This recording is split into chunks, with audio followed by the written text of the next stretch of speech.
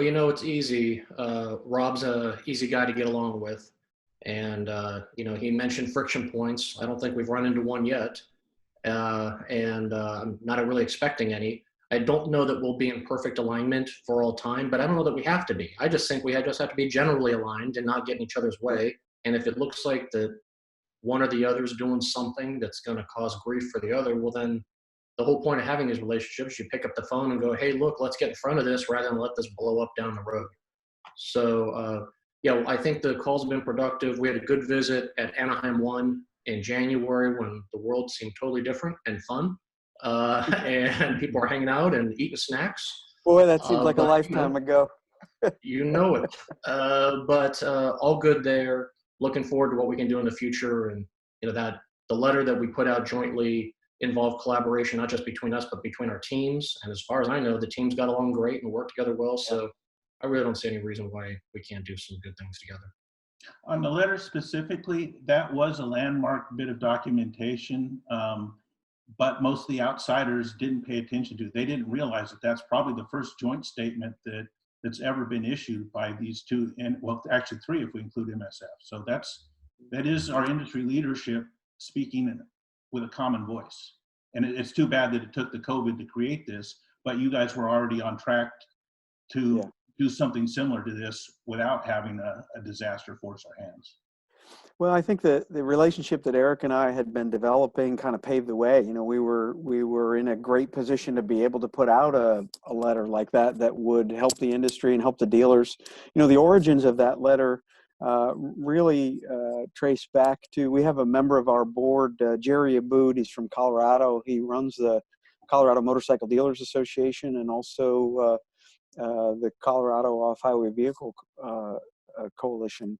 And, Jerry has been very active with the dealers for many, many years. And he had the idea, he said, hey, why don't you guys put together a joint statement to, encourage people to go to the dealers, encourage people to, let them know that a lot of dealerships are still open, even if their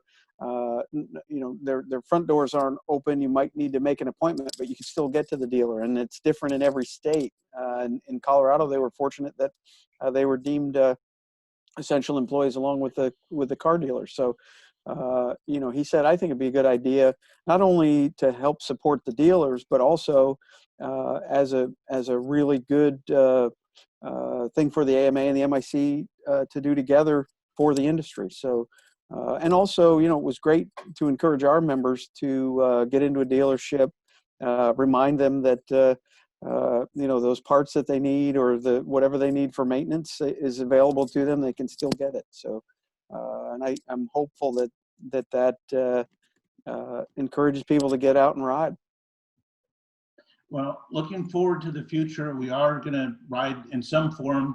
We are going to recreate, and racing's coming back, even if there's no spectators, with Moto America's first round coming up. So there is going to be a return to normalcy. How soon?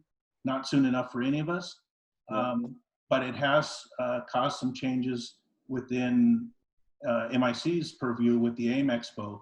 So we'll be coming to your backyard again in Columbus, but it becomes a trade-focused event in January instead of a catch-all event in the fall. So Erik, could you touch upon that? And then Rob, if you could follow up on things that we can do together in January. Sure. Yeah, before I talk about the show, I just want to mention one of AMA's lifetime members, Peter Van Dusen, reached out to me after that letter went out and asked if I'd be interested in looking at some old copies of dealer news that he has from like the 60s. I said, yeah, sure. So he sent them to me.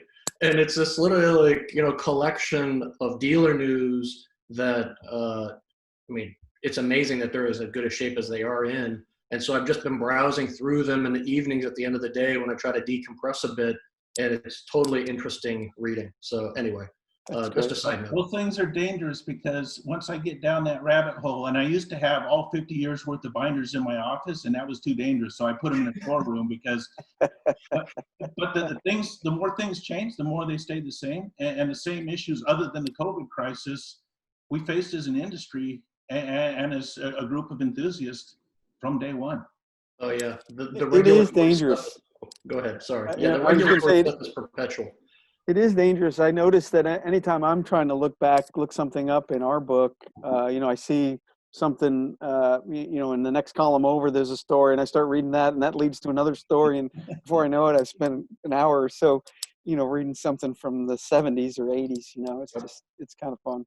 Yep. Even ads, you get down that track and you remember somebody like John Linden and Tsubaki Chain and all of that stuff that happened. And so those things are like crack for a person. So, Robin, your question about the show. So that's right. We looked ahead at the calendar. Our show is scheduled for early October. Things by October may be pretty normal. It's just that, putting on an event like the show, you can't wait until September to find out if everything's going to be okay. The investment and the effort, and of course the exhibitors, they need more certainty than that.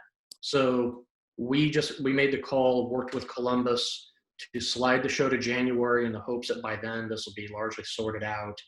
We think that's going to actually have some positive effects for industry folks, just in terms of the buying season and so forth. And fingers crossed, we're in a good position there. And of course, we'll just continue to reevaluate. It may just turn out that it's got to slide again, but that's not how we're operating. I don't think you can look much farther out than where we're looking. And so, fingers crossed, the show goes off without a hitch. Cinnamon and Andre have been doing great work driving that forward. Very pleased with all of that. And in the city of Columbus, they've been great. Working with them through this, it's been a very positive experience. Awesome. And Rob, again, that is your neck of the woods. So how is it being perceived in Ohio?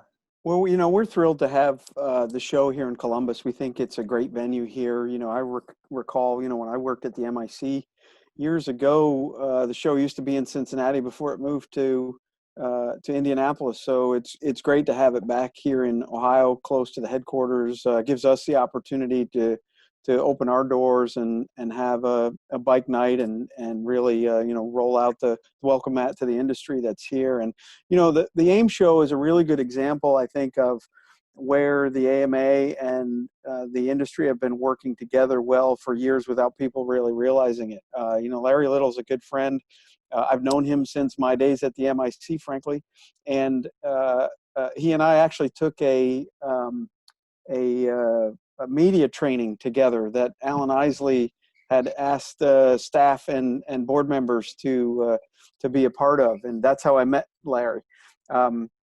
But when Larry started the show, we talked about how the AMA could be involved, and we brought a lot of our activity to the show in Orlando. I believe the second year was, we were there early on, and when the show came to Columbus, it was great synergy, and the AIM Expo has always been very welcoming of the AMA, and we've tried to work together and help each other.